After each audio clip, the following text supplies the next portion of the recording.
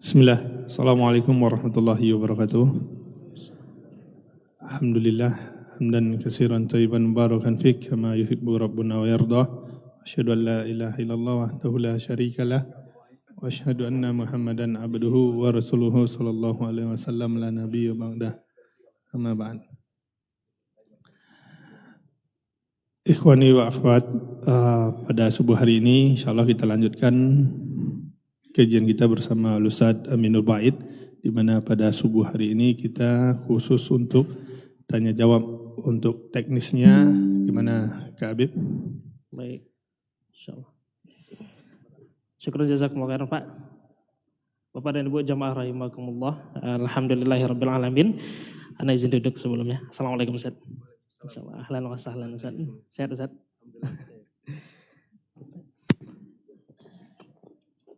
Baik Bapak dan Ibu rahimakumullah, jamaah Masjid Rahmatan Alamin. Insyaallah pada pagi hari ini kita akan melanjutkan dialog muamalah kita, yang mana insyaallah akan disampaikan oleh guru kita Ustadz Aminur Bait, hafizahullah ta'ala, yang mana insyaallah untuk rundown kita, pertama nanti insyaallah kita akan minta dulu selama 15 menit untuk menyampaikan mukadimah, dan juga insyaallah setelah itu kami mintakan kepada Bapak dan Ibu semua, bagi yang ingin untuk mengirimkan pertanyaan, bisa untuk mengirimkan pertanyaan sini 47 ya. Baik. Di nomor 0859 7786 4347. 0859 7786 4347. Insyaallah kegiatan kita atau kajian kita pada pagi hari ini akan kita berlangsungkan sampai dengan pukul 6:30 waktu Indonesia Barat. Bismillahirrahmanirrahim. Assalamualaikum warahmatullahi wabarakatuh.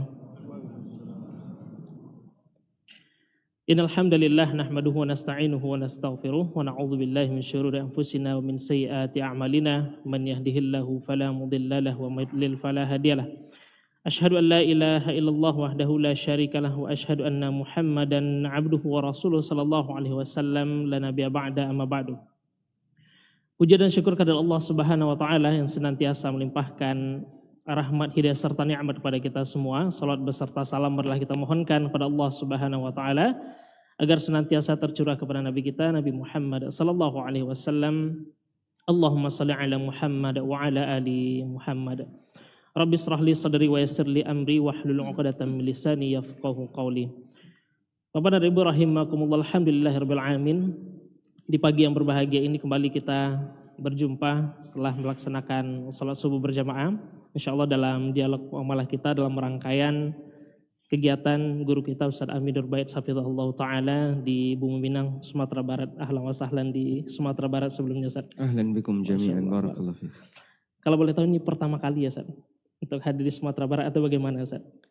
Ini yang kedua. Kedua kali. Sebelumnya tahun berapa Ustadz? 2020. 2020, Masya Allah. Baru kemarin kan? Baru kemarin. 5 tahun yang lalu Ustadz. 5 tahun yang lalu. Masya Allah. Guru kita pada hari ini sedikit kita sampaikan profil beliau. Izin ya Ustadz ya untuk menyampaikan profilnya Ustadz. Nama beliau yakni Ustadz Aminur Bait, asli Lamongan, Jawa Timur. Tahun 2022 merantau ke Yogyakarta untuk menempuh kuliah di jurusan Teknik Nuklir Universitas Gadjah Mada. Selama berkuliah sering mengikuti berbagai kajian di sekitar kampus, terutama kajian yang diampu oleh Ustadz Aris Munandar hafizallahu ta'ala. Di tahun 2006 beliau lulus dari Universitas Gadjah Mada dan selama 2 tahun bekerja sebagai instruktur di lab analisis radioaktivitas di jurusan Teknik Nuklir Universitas Gadjah Mada. Dan pada tahun 2007 mengikuti kuliah S1 jurusan fikih dan usul fikih di Madinah International University, Medium, dan lulus pada tahun 2011. Perhatian beliau kepada bidang fikih dan usul fikih banyak dipengaruhi oleh guru beliau, Ustadz Aris Munandar.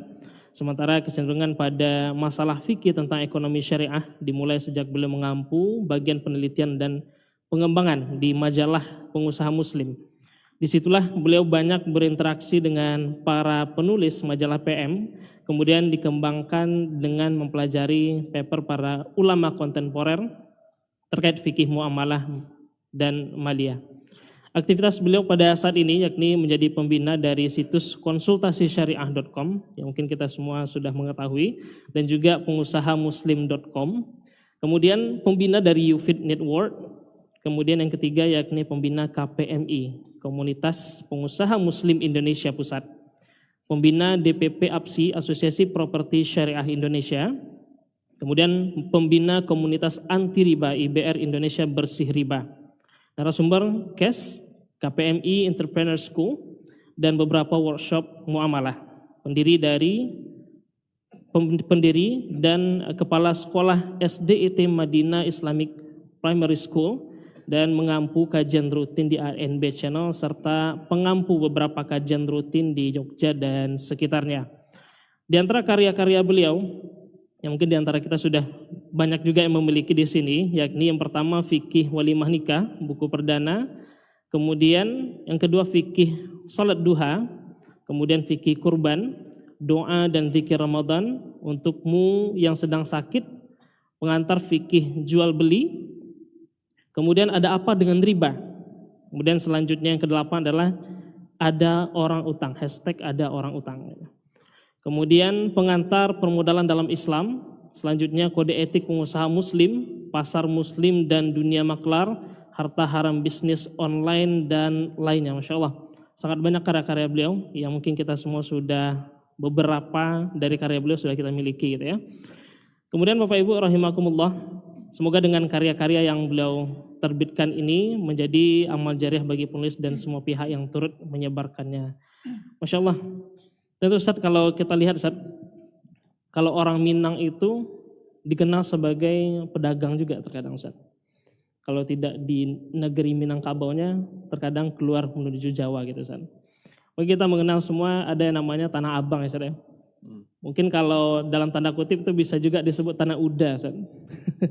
Karena banyaknya orang Minang yang berdagang di sana gitu Ustaz. Nah, konteks di sini Ustaz terkait dengan muamalah. Tentu perkara muamalah ini adalah hal yang kita geluti sehari-hari Ustaz. Nah, perlu bagi kita semua untuk mengetahui bagaimana bermuamalah yang baik dan juga sesuai dengan syariat. Mungkin sedikit mukadimah Ustaz bisa diberikan pada kesempatan kali ini sekitar 10 sampai dengan 15 menit, dan insyaallah kita akan lanjutkan dengan sesi tanya jawab. Pada guru kita, fatafadhal masykurah. Jazakallah khairan. Assalamualaikum warahmatullahi wabarakatuh. Waalaikumsalam warahmatullahi wabarakatuh. Alhamdulillah wassalatu wassalamu ala Rasulillah wa ala alihi wa sahbihi wa mawalah. Wa ashhadu an la ilaha illallah wahdahu la syarikalah.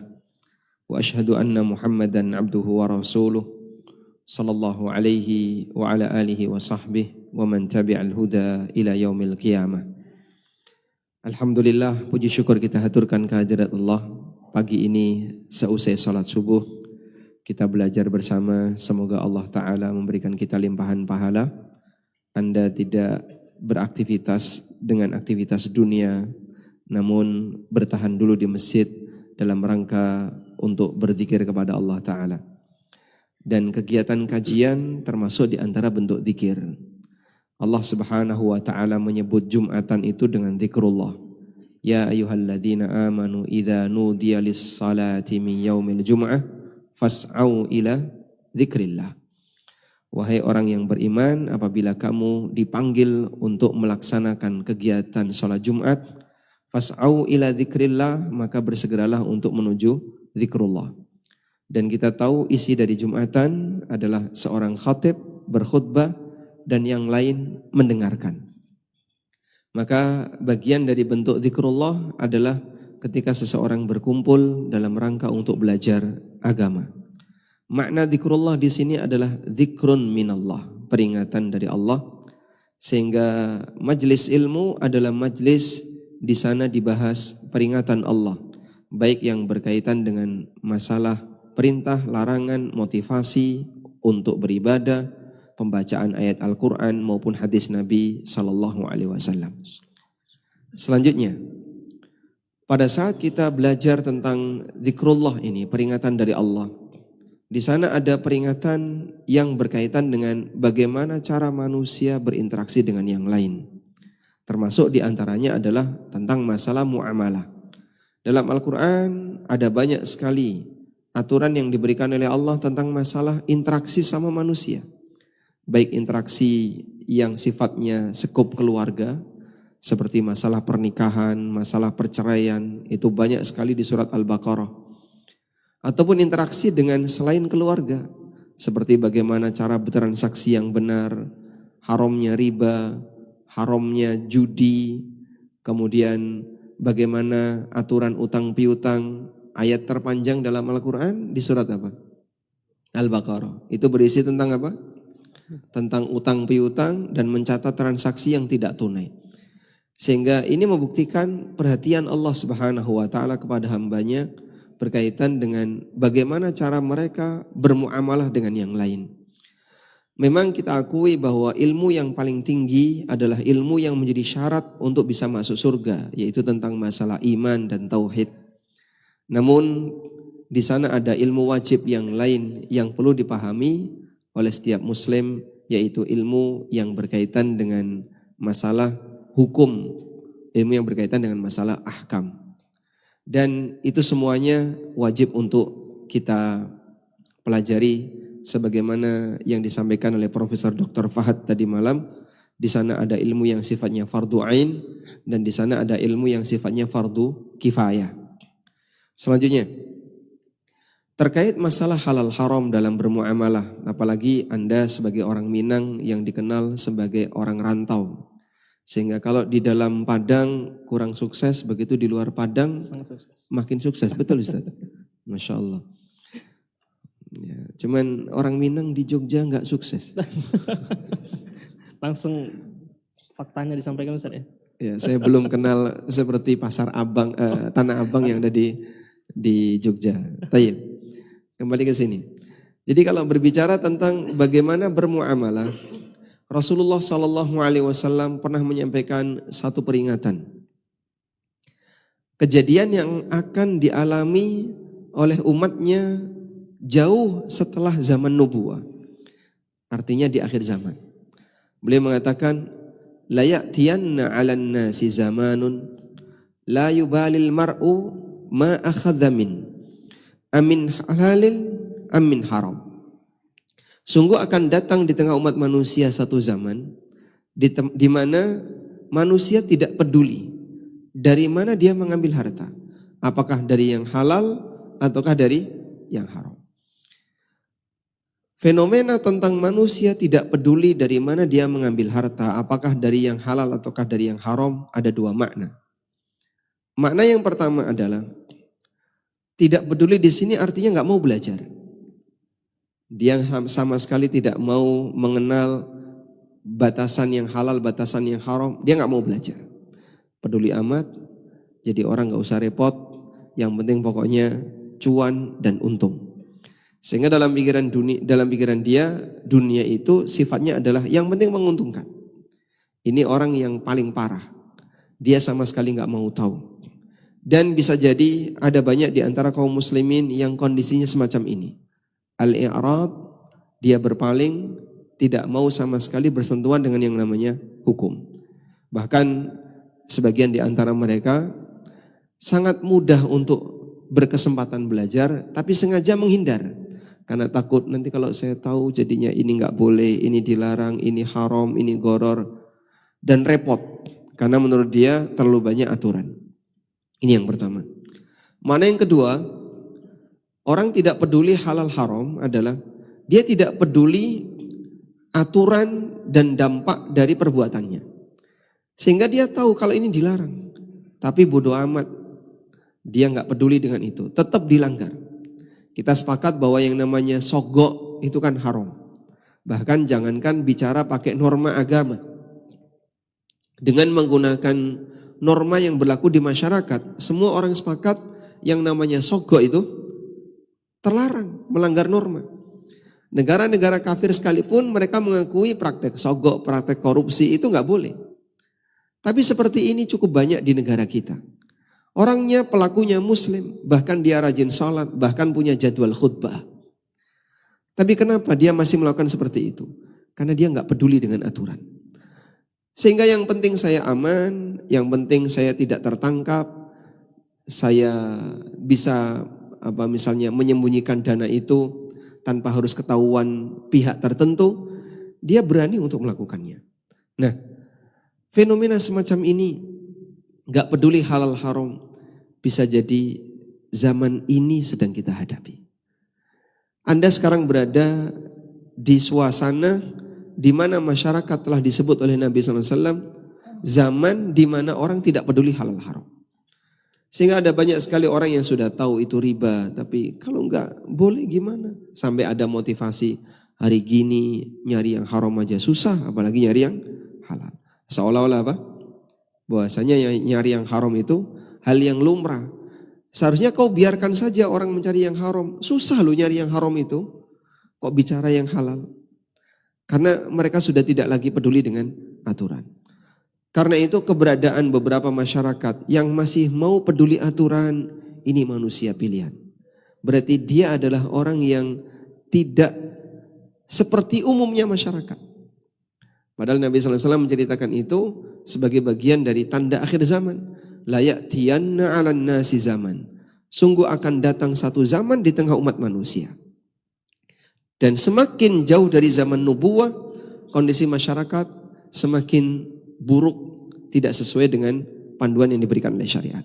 Sebagaimana disebutkan dalam hadis riwayat Bukhari dari Anas bin Malik radhiyallahu anhu, Nabi SAW bersabda, "Innahu la ya'ti zamanun illa wa kana ba'dahu syarrum min." Sesungguhnya tidaklah datang satu zaman kecuali zaman setelahnya lebih buruk daripada zaman sebelumnya. Semakin jauh dari zaman nubuwah, kondisi masyarakat semakin buruk. Maka teman-teman, bapak-bapak dan ibu-ibu sekalian, ketika Anda masih punya perhatian untuk mau belajar mengenal bagian mana yang halal, bagian mana yang haram, tolong ini dijaga dengan baik. Semoga budaya semacam ini bisa kita berikan kepada anak keturunan kita, sehingga nanti estafet orang tuanya dulu berusaha untuk mengenal, kemudian anak-anaknya berusaha untuk mengenal, dan demikian seterusnya. Kita galakkan budaya belajar. Mudah-mudahan berawal dari belajar ini kita bisa memperbaiki aktivitas yang kita lakukan. Wallahu a'lam. Masya Allah, barakallahu fikum Ustaz, atas muqaddimahnya. Penekanan Ustaz tadi belajar bersama ya Ustaz ya. Masya Allah. Tentu pada kesempatan kali ini, mari kita manfaatkan momen di pagi hari ini untuk bisa kita banyak bertanya kepada guru kita. Dan insya Allah pertanyaan-pertanyaan luar biasa Ustaz, sudah banyak langsung Ustaz. Di mana pertanyaannya? Anda bacakan insya Allah. Oh di WA, Di WA Ustaz. melalui WA. Baik, kita langsung masuk pertanyaan pertama Ustaz. Bapak dan Ibu rahimakumullah, pertanyaan pertama yang sudah masuk ke admin kita pada kesempatan kali ini. Assalamualaikum warahmatullahi wabarakatuh. Waalaikumsalam warahmatullahi wabarakatuh. Izin bertanya Ustaz, sewaktu Ana resign dari bank, Ana menerima pengembalian uang jam sostek dan dana uang pensiun yang dulunya dipotong dari gaji Ana setiap bulannya. Uang tersebut Ana pakai untuk ambil porsi haji Ustaz. Bagaimana hukumnya ini Ustaz? Syukran jazakumullahu khairan. Udah berat sekali itu. Baik. Pertama, mungkin saya buat ilustrasi dulu untuk mereka yang resign atau pensiun di perusahaan selain perbankan. Biar nanti lebih mudah ya. Bagaimana hukumnya ketika orang itu pensiun dari perusahaan yang perusahaannya perusahaan mubah. Misalnya perusahaan manufaktur atau perusahaan otomotif atau yang lainnya, perusahaan mubah. Kemudian dia mendapatkan uang jam sostek. Apakah dana yang dia dapatkan ini halal untuk dia miliki? Di dana itu ada beragam ya. Ada dana pensiunan, ada jaminan hari tua, dan beragam dana yang lain. Yang kami tahu, skema jam sostek itu adalah sekian persen potongan gaji dan sekian persen sumbangan dari perusahaan. Gabungan itu yang kurang lebih nilainya sekitar 3 atau 4% dari total gaji dijadikan sebagai premi untuk jam sostek.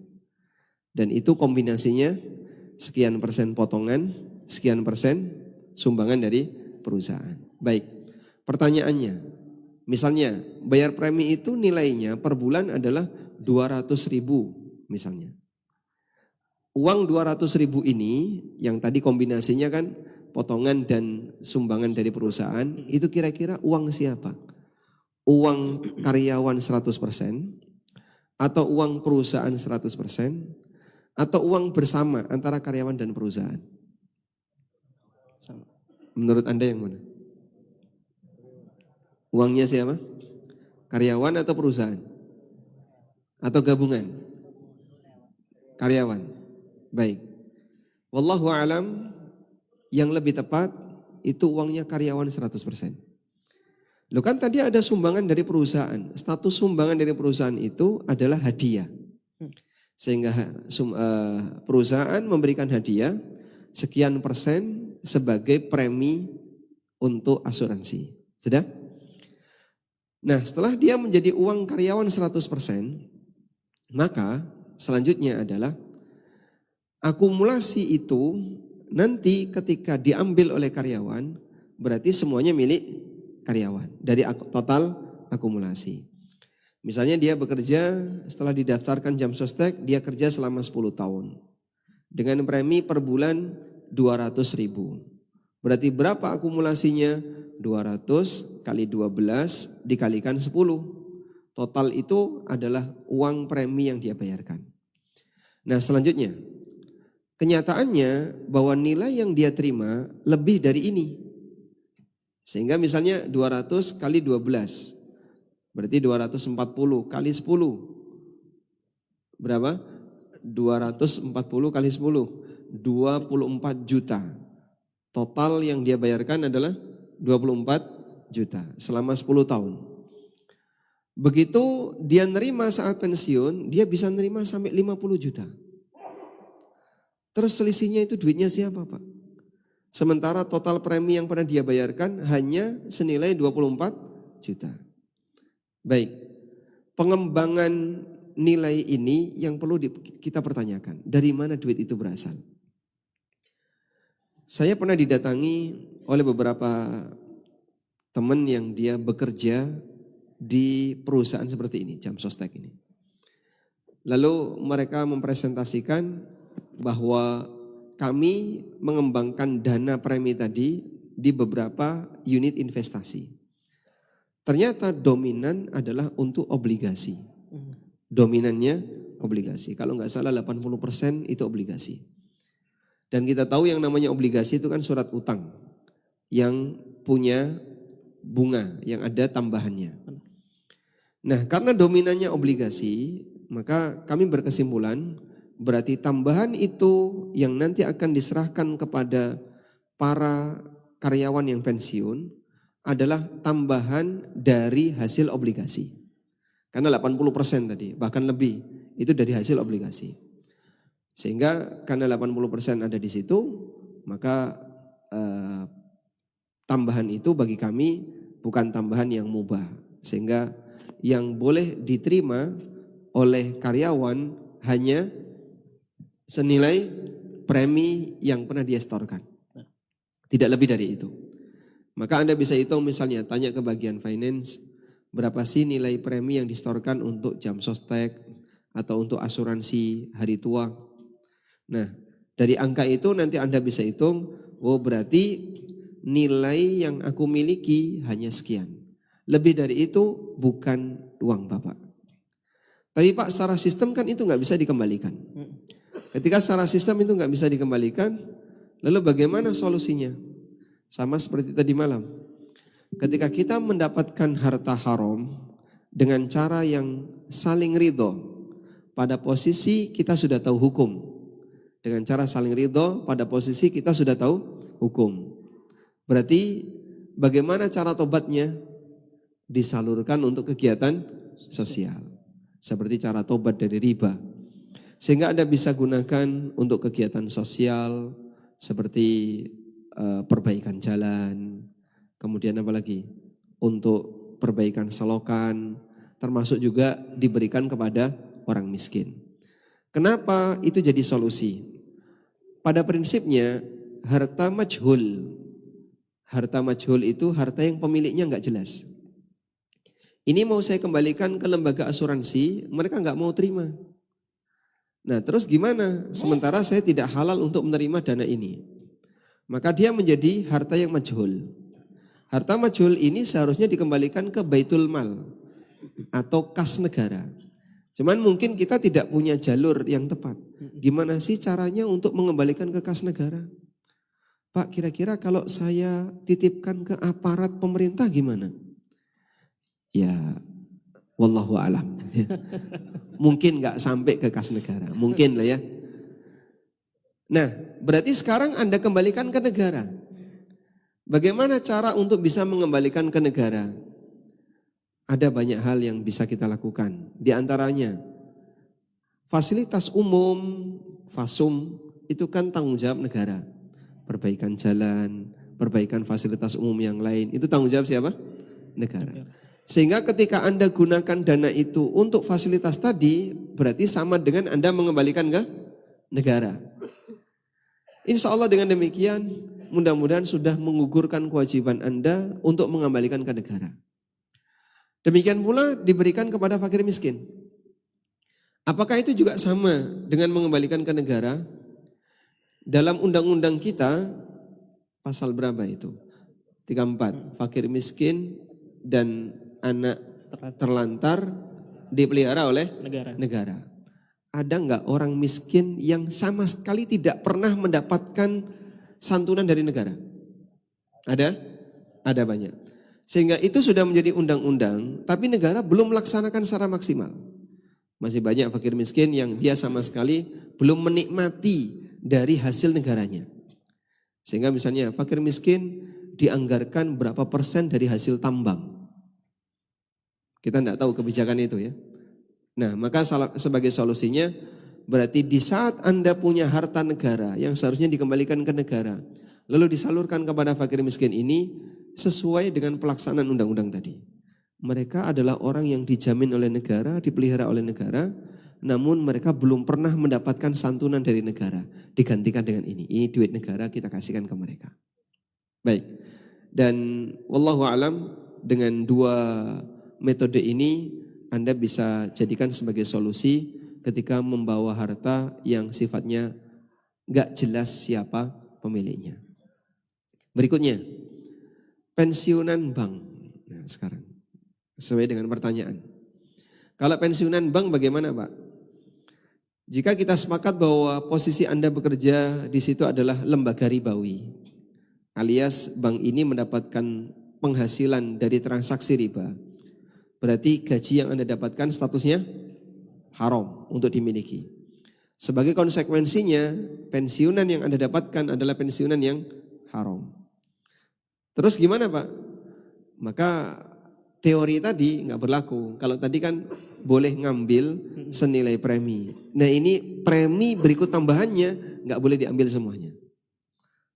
Lalu silahkan disalurkan ke kegiatan sosial. Kalau dipakai daftar haji plus gimana? Nah ini mengulang kajian tadi malam. Apa hukum haji dengan menggunakan uang haram? Kalau Anda mengambil pendapat jumhur, Syafi'iyah, kemudian Malikiyah, Hanafiyah, sebagian ulama Malikiyah dan sebagian Hambali yang mengatakan hajinya sah, ya insya Allah haji Anda sah. Walaupun mabur ya, tidak mabrur. Namanya haji apa? Haji mabur. Mabur tahu mabur? Terbang. Nah, bukan mabrur. Karena hartanya dari harta haram. Ada satu hadis. Kalau nggak salah riwayat Ahmad. Pada saat orang itu berangkat haji dan menggunakan dana yang haram, lalu dia mengucapkan, labbaik Allahumma labbaik. Dibalas oleh Allah, yaqulullahu ta'ala, la labbaika wa la sa'daik. Enggak ada labbaik untuk kamu. Ini tamu datang ditolak oleh tuan rumah. Karena dia berangkat menggunakan harta haram. Tapi masalah sah dan tidak, ini berkaitan dengan apakah itu menggugurkan kewajiban dia atau tidak. Wallahu a'lam. Masya Allah, penjelasan sangat detail dari guru kita. Dapat 2 poin kita terkait dengan harta yang halal, tadi dari pekerjaan yang halal dan juga terkait dengan harta yang haram. Ya, Barakallahu fiikum, Ustaz. Baik, kita bacakan pertanyaan yang kedua. Bismillah Ustaz. Assalamualaikum warahmatullahi wabarakatuh. Waalaikumsalam warahmatullahi wabarakatuh. Saya salah seorang yang bekerja sebagai tenaga kontrak di BUMN Ustaz, dengan jabatan sebagai pelayan teknik. Sebagai pelayan ada job-job kerja yang saya lakukan, akan tetapi ada job kerja yang saya dapat atau menerima tip atau uang jasa atas pekerjaan yang saya lakukan itu Ustaz. Sedangkan saya masih ragu apakah saya boleh menerima uang tip itu atau dibolehkan oleh perusahaan. Mohon nasihatnya Ustaz terkait dengan hal ini, jazakumullahu khairan. Posisi dia sebagai tenaga kontrak. Benar. Dan yang mempekerjakan itu perusahaan swasta atau pemerintah? Tidak jelas, BUMN Ustaz. BUMN. Ya. Tenaga Pemerintah. kontrak BUMN. Berarti yang mempekerjakan adalah pemerintah, negara. Baik. Kalau orang itu bekerja di perusahaan swasta, kebijakan tertinggi adalah pemilik perusahaan atau wakilnya. Sehingga ketika ada uang tips, gratifikasi, dan apapun namanya, maka izin untuk kita bisa mengetahui ini statusnya boleh diterima atau tidak, kembali kepada izin yang diberikan oleh pemilik perusahaan. Jadi misalnya Anda bekerja di sekolah, sekolah ini milik swasta. Lalu Anda sebagai satpam dikasih bingkisan oleh wali santri. Boleh nggak Pak itu diterima? Coba tanyakan kepada yayasan atau pemilik sekolah. Ketika pemilik sekolah bilang, udah ambil aja nggak apa-apa, selesai. Karena di posisi ini kebijakan tertinggi adalah owner, pemilik atau wakilnya. Yang kedua, jika Anda bekerja di instansi pemerintah, baik sebagai aparat maupun di BUMN atau di perusahaan-perusahaan pemerintah yang lainnya, maka yang tertinggi adalah aturan. Yang tertinggi adalah aturan. Bukan kepala divisi. Karena kepala divisi dengan karyawan bawahnya sama-sama karyawan. Sehingga karyawan tidak punya wewenang untuk memberikan izin dalam masalah ini kepada karyawan yang lain. Misalnya di sebuah kantor pemerintah, yang tertinggi adalah kepala kantor. Eselon 1 misalnya, atau eselon 2. Kepala kantor tertinggi. Kemudian di situ ada uang tips. Karena dia melayani klien perusahaan, dikasihlah uang tips. Kepala kantor mengizinkan. Boleh nggak diterima? Nggak boleh. Kenapa nggak boleh? Karena yang tertinggi di sini bukan kepala kantor. Kepala kantor dan karyawan sama-sama karyawan. Sehingga tidak boleh karyawan memberi izin seperti ini kepada karyawan yang lain. Dan seperti ini harus kembali kepada aturan yang berlaku. Sehingga jika Anda bekerja di lembaga pemerintah, maka coba dilihat. Menurut aturan seperti ini boleh enggak? Kalau secara aturan tidak boleh, Anda tidak boleh mengambilnya. Cara tahunya gimana Pak? Kalau menurut aturan itu boleh atau tidak? Coba Anda tanyakan ke KPK. Ya. Kalau KPK menyetujui, oh seperti ini enggak apa-apa, silakan ambil, lanjutkan. Tapi kalau tiba-tiba KPK datang ke rumah Anda, lalu malah audit keuangan Anda, itu akan lebih berbahaya. Wallahu a'lam. Insyaallah, barakallahu fikum Ustaz atas nasihatnya. Baik, kita bacakan pertanyaan selanjutnya yang sudah masuk pada kesempatan kali ini. Assalamualaikum warahmatullahi wabarakatuh Ustaz. Waalaikumsalam warahmatullahi wabarakatuh. Ini yang bertanya masih PNS Ustaz. Dan juga abdi negara. Ustaz izin bertanya Ustaz, apakah seorang PNS yang pernah dulu bersumpah jabatan, namun PNS tersebut menerobos lampu merah Ustaz, atau parkir sembarangan, apakah PNS tersebut harus membayar kafarat sumpah Ustaz? Barakallahu fikum. Masya Allah. Baik. Mungkin perlu kita lihat teks dari sumpah jabatan itu. Ketika beliau pada waktu sumpah jabatan menyatakan untuk siap tunduk dan patuh kepada peraturan negara dan perundang-undangan yang berlaku di negara. Dan bagian dari peraturan negara itu adalah peraturan berlalu lintas. Dan dia awali dengan sumpah, demi Allah saya akan ini dan seterusnya. Lalu yang bersangkutan pulang dari kantor setelah disumpah melanggar peraturan negara. peraturan lalu lintas. Berarti dia sudah membatalkan sumpah, sudah melanggar sumpahnya. Dan konsekuensi orang yang melanggar sumpah adalah membayar kafarah sumpah. Maka para ASN yang dia sudah pernah bersumpah, lalu dia melanggar salah satu saja dari peraturan yang ada di negara ini, berarti dia telah melanggar sumpahnya. Konsekuensinya wajib bayar kafarah. Masya Allah Pak Ustadz, berapa kali kita melanggar peraturan negara, terutama yang namanya peraturan lalu lintas. Kan sering naik motor nggak pakai helm, nerobos lampu merah, parkir sembarangan, itu hampir nggak terhitung. Terus kita berapa kali harus membayar kafarah? Baik, begini, jika orang bersumpah 100 poin, dia bersumpah 100 poin, sudah? Lalu dia melanggar 1 poin, kemudian dia sudah membayar kafarah, maka pelanggaran berikutnya nggak dihitung. Karena begitu dia melanggar sekali, berarti sama dengan membatalkan sumpahnya. Nah berikutnya sumpahnya jadi batal. Sehingga pelanggaran berikutnya tidak dihitung. Artinya dia tidak perlu membayar kafarah lagi. Baik. Justru yang lebih penting di sini bukan yang kaitannya dengan melanggar sumpahnya. Sebab melanggar sumpah itu boleh jika tidak berdosa.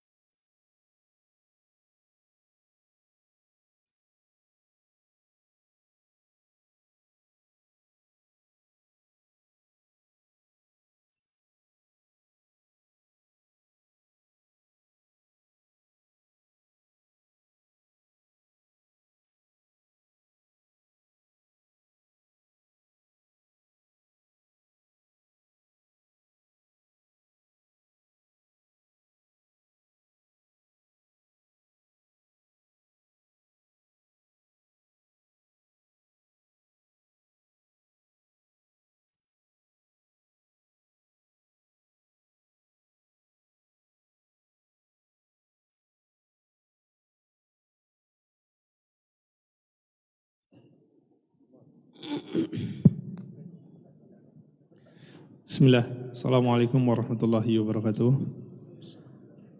Alhamdulillah.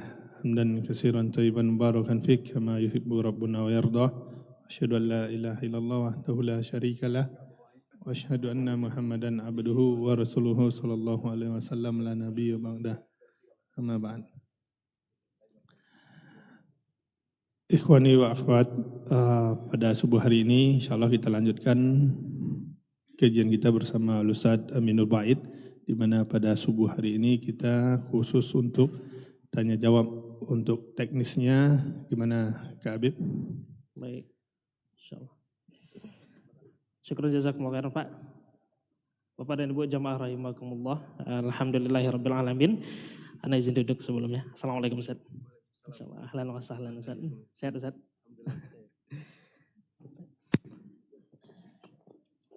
Baik Bapak dan Ibu rahimakumullah, jamaah Masjid Rahmatan Alamin.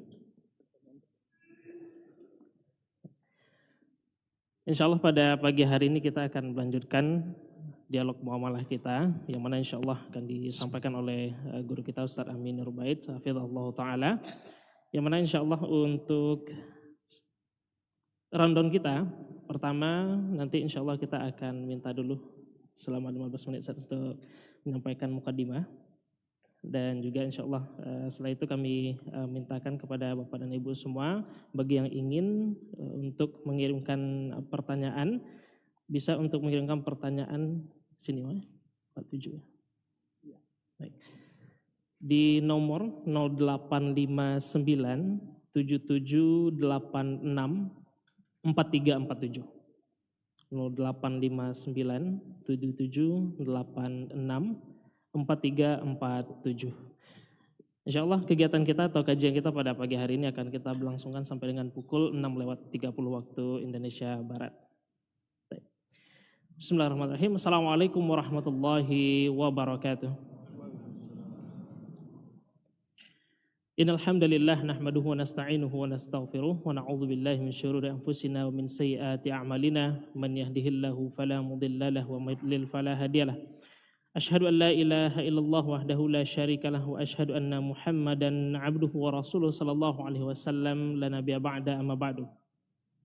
Puja dan syukur kepada Allah Subhanahu wa taala yang senantiasa melimpahkan rahmat, hidayah serta nikmat kepada kita semua. Salat beserta salam marilah kita mohonkan kepada Allah Subhanahu wa taala agar senantiasa tercurah kepada Nabi kita Nabi Muhammad sallallahu alaihi wasallam. Allahumma shalli ala Muhammad wa ala ali Muhammad. Rabbi shrah li sadri wa yassir li amri wahlul 'uqdatam min lisani yafqahu qawli. Bapak dan Ibu rahimakumullah, alhamdulillahirabbil alamin. Di pagi yang berbahagia ini kembali kita berjumpa setelah melaksanakan salat subuh berjamaah.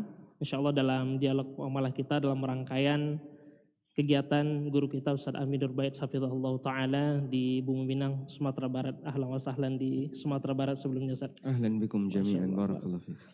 Kalau boleh tahu ini pertama kali ya Ustaz untuk hadir di Sumatera Barat atau bagaimana Ustaz? Ini yang kedua. Kedua kali. Sebelumnya tahun berapa Ustaz? 2020. 2020 Masya Allah. Baru kemarin kan? Baru kemarin. 5 tahun yang lalu Ustaz. 5 tahun yang lalu. Masya Allah.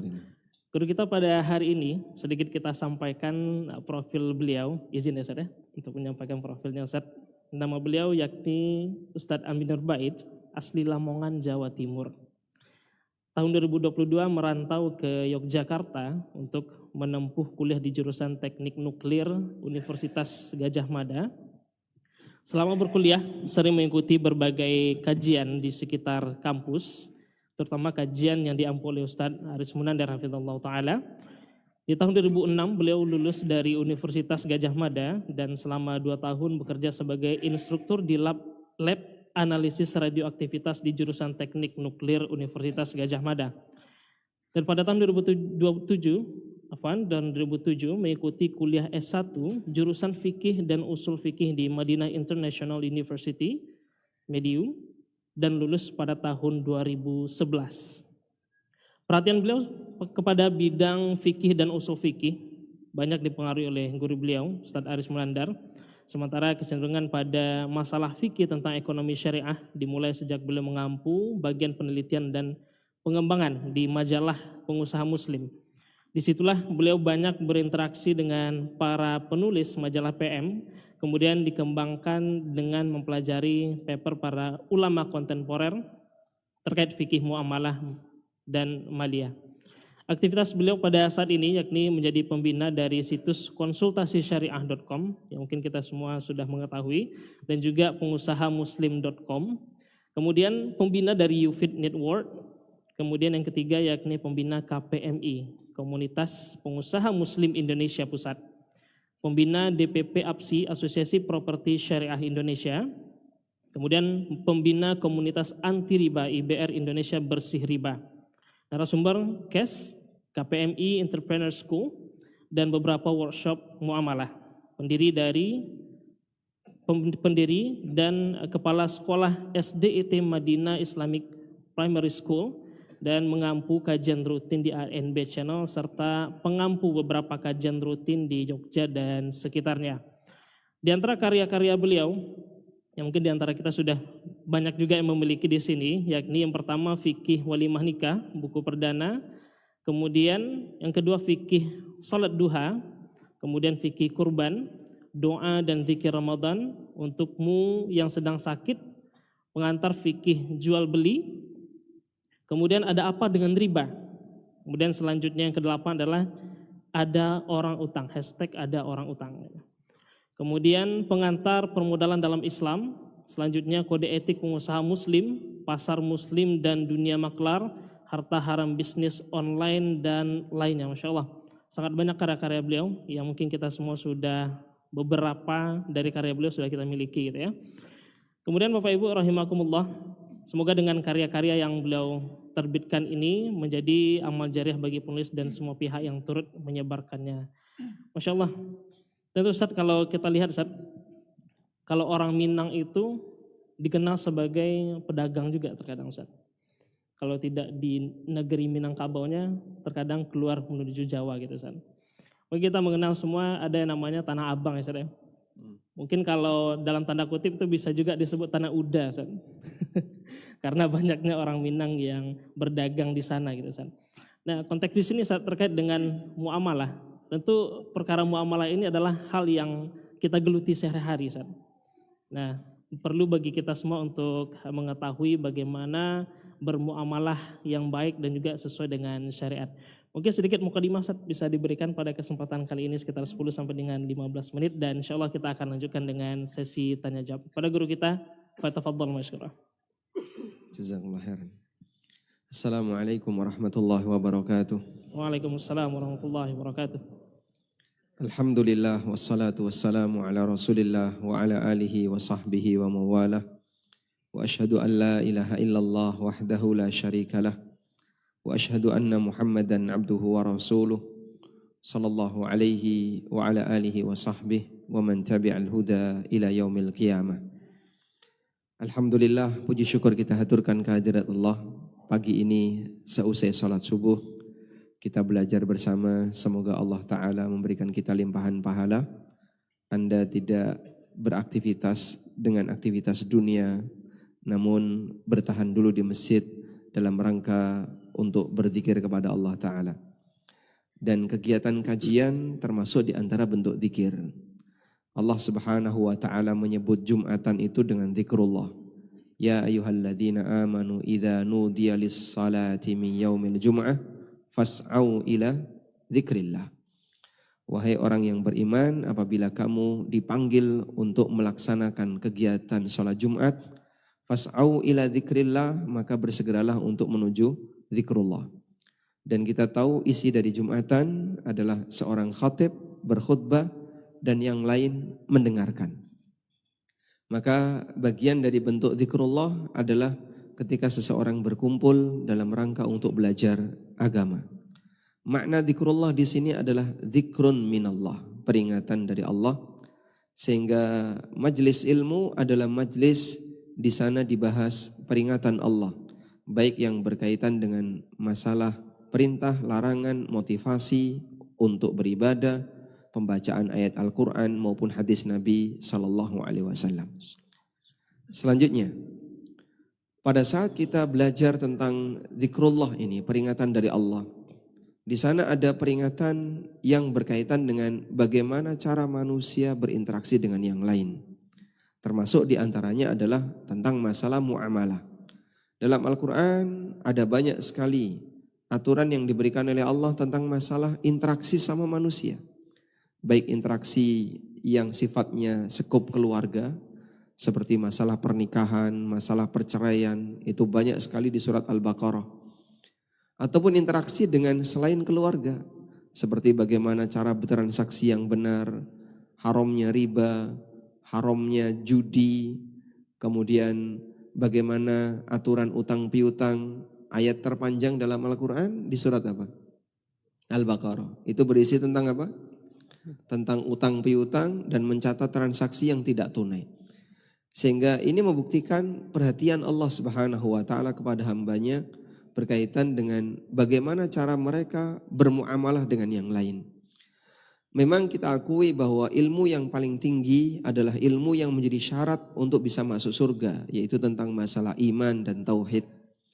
Namun di sana ada ilmu wajib yang lain yang perlu dipahami oleh setiap muslim, yaitu ilmu yang berkaitan dengan masalah hukum, ilmu yang berkaitan dengan masalah ahkam. Dan itu semuanya wajib untuk kita pelajari sebagaimana yang disampaikan oleh Profesor Dr. Fahad tadi malam. Di sana ada ilmu yang sifatnya fardu ain dan di sana ada ilmu yang sifatnya fardu kifayah. Selanjutnya, terkait masalah halal haram dalam bermuamalah, apalagi Anda sebagai orang Minang yang dikenal sebagai orang rantau. Sehingga kalau di dalam padang kurang sukses, begitu di luar padang Sangat sukses. makin sukses. Betul Ustaz? Masya Allah. Ya, cuman orang Minang di Jogja nggak sukses. Langsung faktanya disampaikan Ustaz ya. Ya, saya belum kenal seperti pasar Abang, Tanah Abang yang ada di Jogja. Tayyib. Kembali ke sini. Jadi kalau berbicara tentang bagaimana bermuamalah, Rasulullah SAW pernah menyampaikan satu peringatan. Kejadian yang akan dialami oleh umatnya jauh setelah zaman nubuwah. Artinya di akhir zaman. Beliau mengatakan, la ya'tiyanna 'alan nasi zamanun la yubalil mar'u ma akhadha amin halalil amin haram. Sungguh akan datang di tengah umat manusia satu zaman di mana manusia tidak peduli dari mana dia mengambil harta, apakah dari yang halal ataukah dari yang haram. Fenomena tentang manusia tidak peduli dari mana dia mengambil harta, apakah dari yang halal ataukah dari yang haram, ada dua makna. Makna yang pertama adalah tidak peduli di sini artinya nggak mau belajar. Dia sama sekali tidak mau mengenal batasan yang halal, batasan yang haram. Dia nggak mau belajar. Peduli amat, jadi orang nggak usah repot. Yang penting pokoknya cuan dan untung. Sehingga dalam pikiran dia dunia itu sifatnya adalah yang penting menguntungkan. Ini orang yang paling parah. Dia sama sekali nggak mau tahu. Dan bisa jadi ada banyak di antara kaum muslimin yang kondisinya semacam ini. Al-i'rad, dia berpaling, tidak mau sama sekali bersentuhan dengan yang namanya hukum. Bahkan sebagian di antara mereka sangat mudah untuk berkesempatan belajar, tapi sengaja menghindar. Karena takut nanti kalau saya tahu jadinya ini nggak boleh, ini dilarang, ini haram, ini goror. Dan repot, karena menurut dia terlalu banyak aturan. Ini yang pertama. Mana yang kedua, orang tidak peduli halal haram adalah dia tidak peduli aturan dan dampak dari perbuatannya. Sehingga dia tahu kalau ini dilarang. Tapi bodoh amat, dia nggak peduli dengan itu, tetap dilanggar. Kita sepakat bahwa yang namanya sogok itu kan haram. Bahkan jangankan bicara pakai norma agama. Dengan menggunakan norma yang berlaku di masyarakat, semua orang sepakat yang namanya sogok itu terlarang, melanggar norma. Negara-negara kafir sekalipun mereka mengakui praktek sogok, praktek korupsi itu nggak boleh. Tapi seperti ini cukup banyak di negara kita. Orangnya pelakunya muslim, bahkan dia rajin sholat, bahkan punya jadwal khutbah. Tapi kenapa dia masih melakukan seperti itu? Karena dia nggak peduli dengan aturan. Sehingga yang penting saya aman, yang penting saya tidak tertangkap, saya bisa misalnya menyembunyikan dana itu tanpa harus ketahuan pihak tertentu, dia berani untuk melakukannya. Nah, fenomena semacam ini nggak peduli halal haram, bisa jadi zaman ini sedang kita hadapi. Anda sekarang berada di suasana di mana masyarakat telah disebut oleh Nabi SAW zaman di mana orang tidak peduli halal haram. Sehingga ada banyak sekali orang yang sudah tahu itu riba, tapi kalau enggak boleh gimana? Sampai ada motivasi hari gini nyari yang haram aja susah, apalagi nyari yang halal. Seolah-olah apa? Bahwasanya nyari yang haram itu hal yang lumrah. Seharusnya kau biarkan saja orang mencari yang haram. Susah lu nyari yang haram itu. Kok bicara yang halal? Karena mereka sudah tidak lagi peduli dengan aturan. Karena itu keberadaan beberapa masyarakat yang masih mau peduli aturan, ini manusia pilihan. Berarti dia adalah orang yang tidak seperti umumnya masyarakat. Padahal Nabi SAW menceritakan itu sebagai bagian dari tanda akhir zaman. La ya'tiyanna 'alan nasi zaman. Sungguh akan datang satu zaman di tengah umat manusia. Dan semakin jauh dari zaman nubuwah, kondisi masyarakat semakin buruk, tidak sesuai dengan panduan yang diberikan oleh syariat. Sebagaimana disebutkan dalam hadis riwayat Bukhari dari Anas bin Malik radhiyallahu anhu, Nabi SAW bersabda, "Innahu la ya'ti zamanun illa wa kana ba'dahu syarrum min. Sesungguhnya tidaklah datang satu zaman kecuali zaman setelahnya lebih buruk daripada zaman sebelumnya. Semakin jauh dari zaman nubuwah, kondisi masyarakat semakin buruk. Maka teman-teman, bapak-bapak dan ibu-ibu sekalian, ketika Anda masih punya perhatian untuk mau belajar mengenal bagian mana yang halal, bagian mana yang haram, tolong ini dijaga dengan baik. Semoga budaya semacam ini bisa kita berikan kepada anak keturunan kita, sehingga nanti estafet orang tuanya dulu berusaha untuk mengenal, kemudian anak-anaknya berusaha untuk mengenal, dan demikian seterusnya. Kita galakkan budaya belajar. Mudah-mudahan berawal dari belajar ini kita bisa memperbaiki aktivitas yang kita lakukan. Wallahu a'lam. Masya Allah, barakallahu fikum Ustaz, atas muqaddimahnya. Penekanan Ustaz tadi belajar bersama ya Ustaz ya. Masya Allah. Tentu pada kesempatan kali ini, mari kita manfaatkan momen di pagi hari ini untuk bisa kita banyak bertanya kepada guru kita. Dan insya Allah pertanyaan-pertanyaan luar biasa Ustaz, sudah banyak langsung Ustaz. Di mana pertanyaannya? Anda bacakan insya Allah. Di WA, Ustaz. melalui ya. Baik, kita langsung masuk pertanyaan pertama Ustaz. Bapak dan Ibu rahimakumullah, pertanyaan pertama yang sudah masuk ke admin kita pada kesempatan kali ini